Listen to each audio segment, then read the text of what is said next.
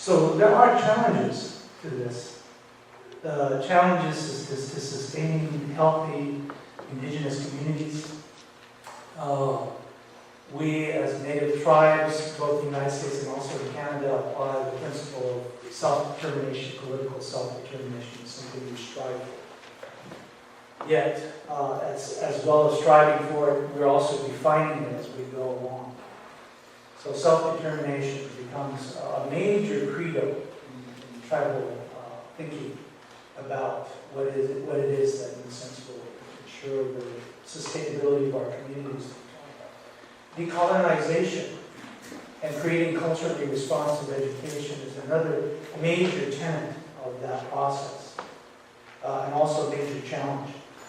Economic exploitation, taking a look at how economic exploitation happens, the nature of poverty, the nature of diverse competing and conflicting ideologies within our communities, and the continual need for political restructuring. And also just the fact that individuality via contemporary thinking and education is also part of native thinking. And so we have to begin to think about what that means for us. Identity definition. So those are kind of the deep psychologies. Other challenges include the cultural, social, political, and spiritual fragmentation that we know exists among our people, and also in society as a whole. The creation of formal and informal institutions which advance community and family sustainability, flowing with heterogeneity, flowing with all of these differences, this relatively chaotic kind of environment.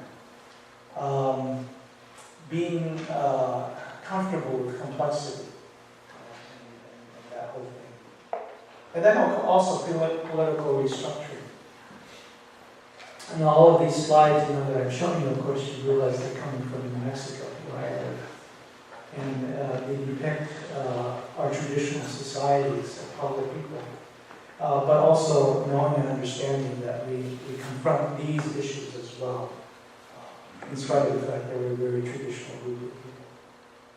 So the context for research of indigenous community education for sustainability revolves around the extended family, clan, and tribe, the community, the place, or region, political, social, professional organizations that are involved with these kinds of sustainable initiatives, co-ops and federations and societies, and we've even explored the nature of cooperation from the communal sense, and if corporations can actually be sustainable, if founded on the principles of sustainability. So that's kind of an experimental process. Many tribes are looking at the communal corporation, where the bottom line is the health and well-being of the community, not some other group. So as we move forward, as indigenous people, these are the thoughts and ideas and perspectives that we have that I think in a sense in many ways dovetail with the work that is going on that each of you are doing in your own place and space. Things that I've looked at, that would include indigenous food traditions, family, community, relationship, health, and education. But the list can go on and on in terms of possibilities and interfaces. It's really, again, bringing forward, a celebration of life. For life's sake, we do this. And in the sense of embodying it in a collective consciousness, a collective way of thinking. I have to say that I see a lot of this going on already in small places, bits and pieces, in various programs. This is happening already. I think our role as educators is to find ways to facilitate more, to make it happen more completely, more elegantly. But it's happening.